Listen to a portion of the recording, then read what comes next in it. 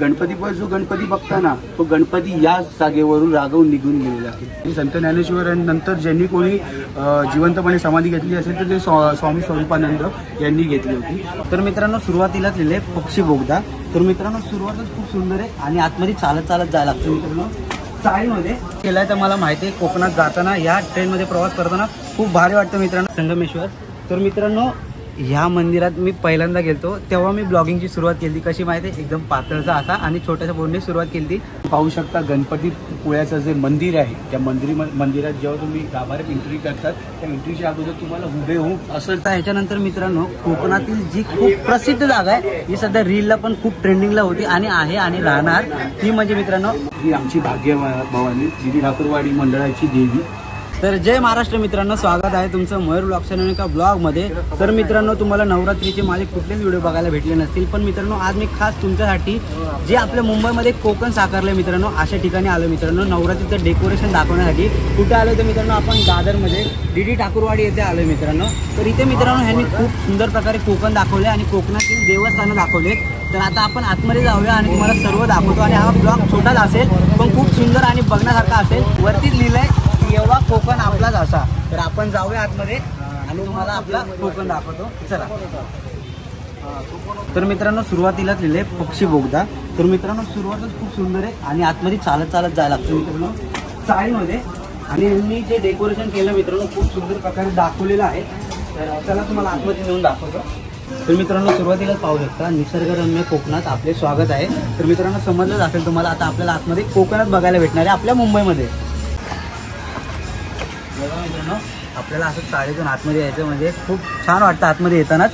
तर सुरुवातीला पाहू शकता मित्रांनो Konkan railway Ratnagiri railway station दाखवलेलं आहे आणि वरती कोकण कन्या दाखवले।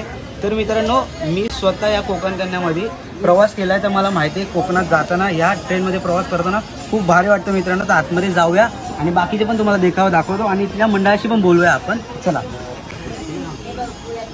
तर मित्रांनो सुरुवातीला म्हणजे पाहू शकता तुम्ही स्वर्गापेक्षा सुंदर असा आमचा आहे कोकण। तर मित्रांनो थोडीफार मिस्टेक होऊ शकते बोलताना कारण की मी प्रॉपर कोकणी नाही आहे। लिहिलंय ते खूपच सुंदर आहे मित्रांनो आणि हे गाणं सुद्धा आहे मित्रांनो पाहू शकता। आणि सुरुवातीला तुम्हाला दाखवतो जी कोकणाची खासियत आहे मित्रांनो मच्छीमारी। तर इथे पाहू शकता मित्रांनो इथे बोट सुद्धा दाखवली आहे आणि मागे समुद्र दाखवला आहे। आणि मित्रांनो खासियत म्हणजे तुम्हाला एक सांगतो सुरुवातीला जे पहिलं मंदिर दाखवलं आहे श्री क्षेत्र मार्लेश्वर संगमेश्वर।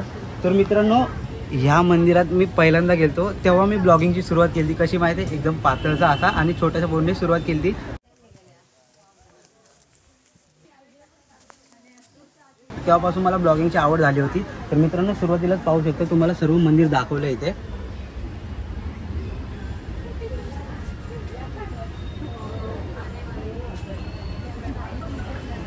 तर आता आपल्याला जी पुढची माहिती पाहिजे मित्रांनो पण त्या मंडळाकडनं पूर्ण माहिती घेऊया जे तुम्हाला सांगतील एकदम स्पष्टपणे। तर आपण त्यांच्या खजिनदाराशी भेटूया, चला। तर मित्रांनो आता आपण या मंडळाच्या खजिनदाराशी बोलणार आहोत मित्रांनो। सर्व माहिती त्यांच्याकडनंच घेणार आहोत कारण की इथे जे कोकण उभारलंय मित्रांनो त्यांच्यामध्ये सर्वांना माहिती सांगत बिचारे थकले जातात पण तरी पण आपण त्यांच्याकडनं माहिती जाणून घेऊया। तर दादा सर्वप्रथम तुमचं नाव सांगा। नमस्कार, माझं नाव विनायक तोरणकर, मी या मंडळाचा खजिनदार आहे। तर आपण पाहू शकता हा कोकण जे आम्ही हुबेहूब नाही बोलू शकत पण एक लोकांसाठी प्रतिकृती सादर करण्याचा प्रयत्न केलेला आहे। प्रतिकृती तर एकदम हुबेहूबच वाटते ते नाही म्हणतात पण आम्ही डोळ्यांनी बघितलं आम्हाला माहिती हुबेहूबच वाटते। तर सुरुवात आपण ना त्यांच्याकडनं माहिती घेऊया कारण की कोकण आपल्या देवस्थानासाठी खूप प्रसिद्ध आहे आणि तेच त्यांनी इथे साकारलंय आणि ते प्रत्येक जणाला इथे आल्यानंतर समजतं मित्रांनो। तर आपण सुरुवातीपासून घेऊया। तर सुरुवात आता इथून करा। तर तुम्ही हे पाहू शकता ही बोट आहे, हा समुद्र किनारपट्टी। आपल्या कोकणाला एवढं विशिष्ट असा किनारपट्टी लाभलेली आहे जिथे आपण मोठ्या प्रमाणे मासेमारी करू शकतो।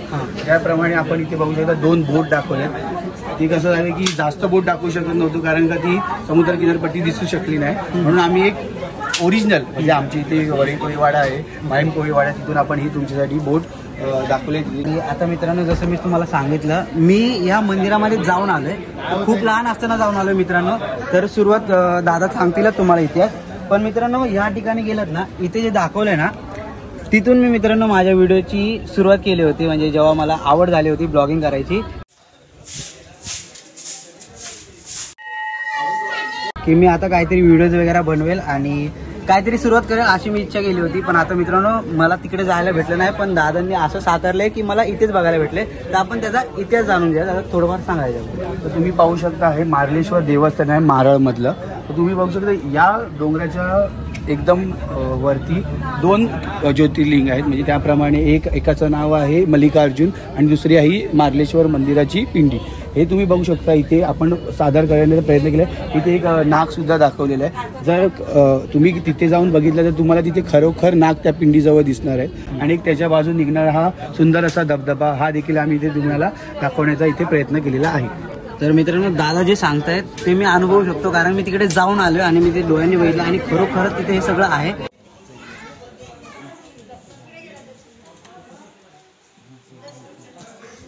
तुम्ही पण जाण्याचा प्रयत्न करा.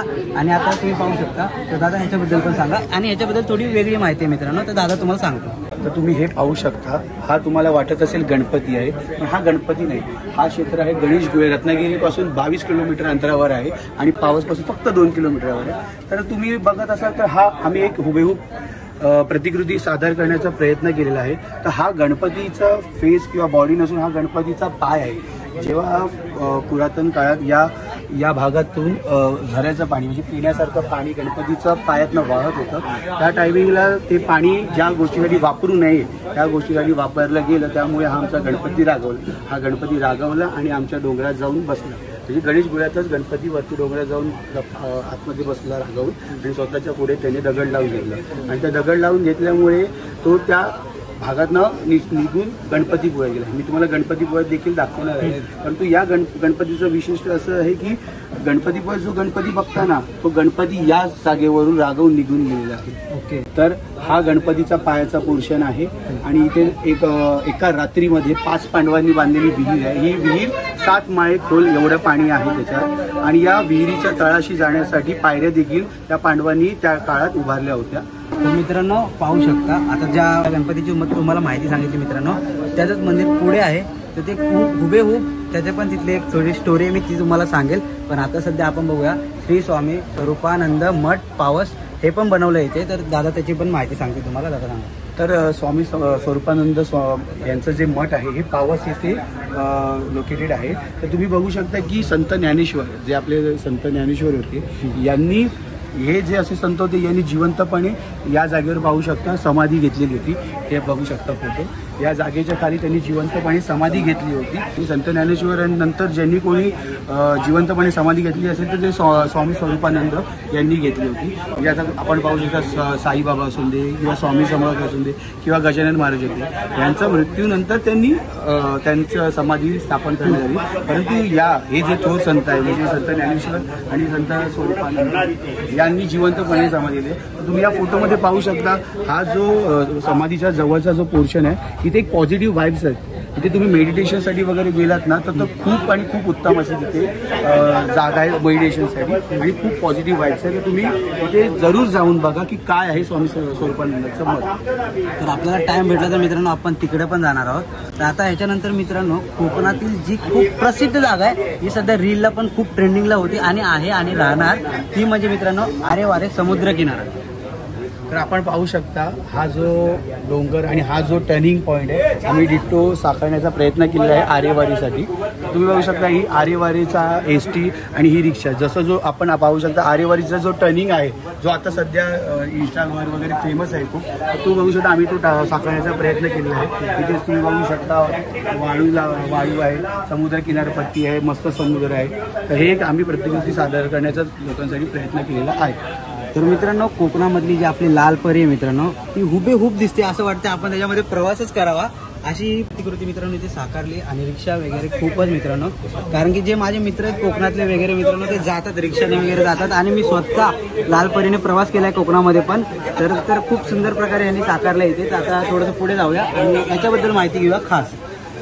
तर तुम्ही पाहू शकता कोकणातील जे घरं होती पुरातन काळातली किंवा शेणाने वगैरे अजूनही आहे शेणाने साजवली, तर आपण एक तसं हुबेहूब प्रतिकृती सादर करण्याचा प्रयत्न केलेला आहे.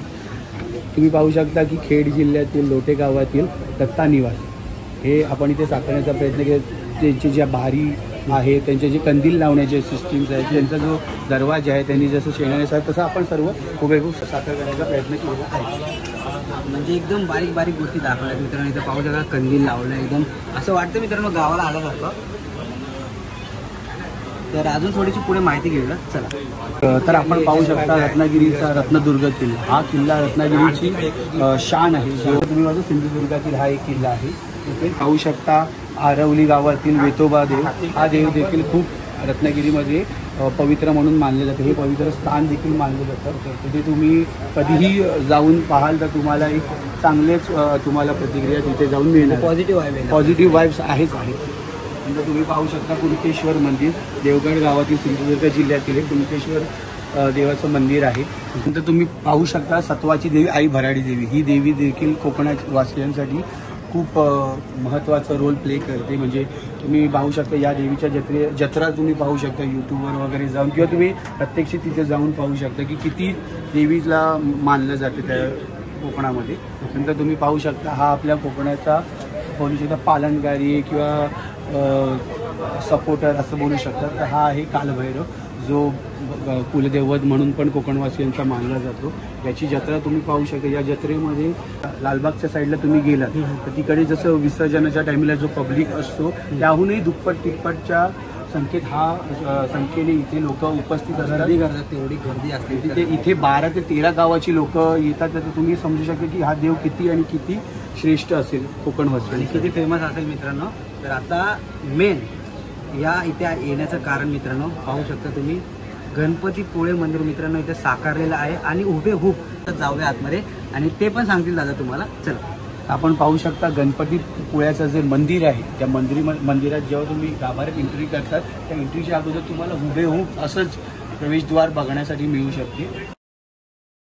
आणि या आतमध्ये आपण गणपतीची प्रतिकृती सादर केलेली आहे.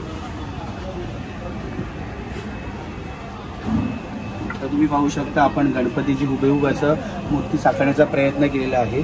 तर तुम्ही पाहू शकता हा जो गणपती आहे हा गणपतीचे हे डोळे आणि हे सोंड असं हे नाही आहे. तर हे गणपतीचे धड आहे. गणपती जेव्हा गणेश गुळ्यातनं रागातनं पाय आपटत निघाला होता तेव्हा पाय आपटत आपटत ते स्वतःचे शरीर वेगळे वेगळे करत निघालं. आता तुम्ही पाहू शकता जेव्हा गणपतीपुळ्याच्या मंदिराच्या मागे जे डोंगर आहे त्या डोंगरामध्ये जर तुम्ही एक 15 मिनिटाचा जो राऊंड मारला तर त्या राऊंडमध्ये तुम्हाला गणपती बाप्पाची आमच्या सोंड दिसेल. तर गणपती जेव्हा तिकडनं रागावून निघाला होता तेव्हा त्याने स्वतःचे पूर्ण शरीर वेगळे केले की त्याला त्या गावात पुन्हा यायची अजिबात इच्छा नव्हती. त्यामुळे आम्ही आमच्या त्या गणेशगुळ्या गावामध्ये गणेश उत्सवाला देखील तिथे गणपती आम्ही बसवायला आम्हाला नाही आहे रागावून गेल्यामुळे. फक्त आपण आपलं मागी गणेश उत्सव जे फेब्रुवारी महिन्यात येते तेव्हा आपण मोठ्या उत्साहाने तिथे सण साजरा करतो. जत्रा असते, मोठी पालख्या येतात तिथे, अशा गोष्टी आपण तिथे करतो. तर आपण हा गणपतीपुळ्याचा एक गणपती दाखवण्याचे प्रयत्न केलेला आहे. आणि आता आपण पाहू शकता ही आमची भाग्यभवानी दिदी ठाकूरवाडी मंडळाची देवी.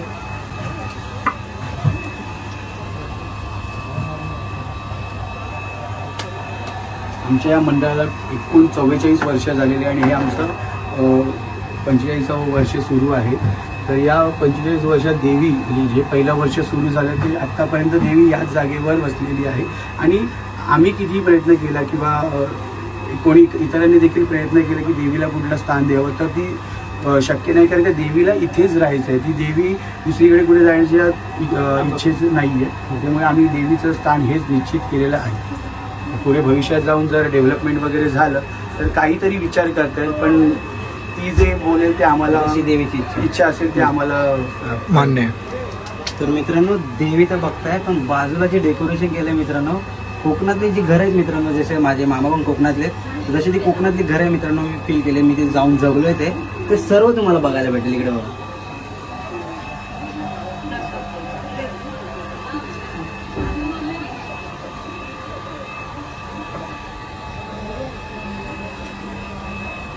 जी डिटेलिंग केली आहे मित्रांनो घरांना असं वाटतं की खरंच आपण कोकणामध्ये आलोय आणि कोकणातले वातावरण जगतोय मित्रांनो. आणि देवीचं हास्य मित्रांनो खूप सुंदर आहे. असं वाटतं देवी आपल्याला काहीतरी सांगायचा प्रयत्न करते.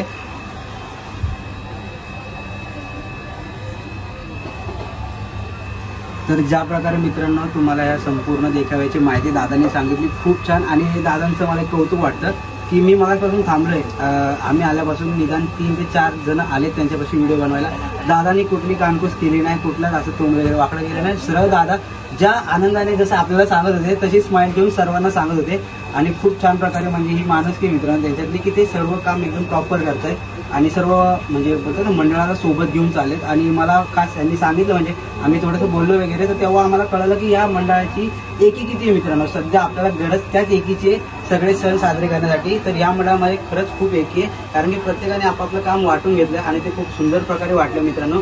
देवी पण खूप सुंदर आहे, यांचा देखावा पण खूप सुंदर आहे आणि तुम्हाला पण कळलं असेल की आपलं कोकण कसं आहे आणि ते तुम्हाला बघायला पण भेटलं असेल मित्रांनो. तर दादा खूप छान वाटली आम्हाला तुमची टीम आणि खूप छान वाटलं तुम्हाला भेटून. धन्यवाद. खूप धन्यवाद.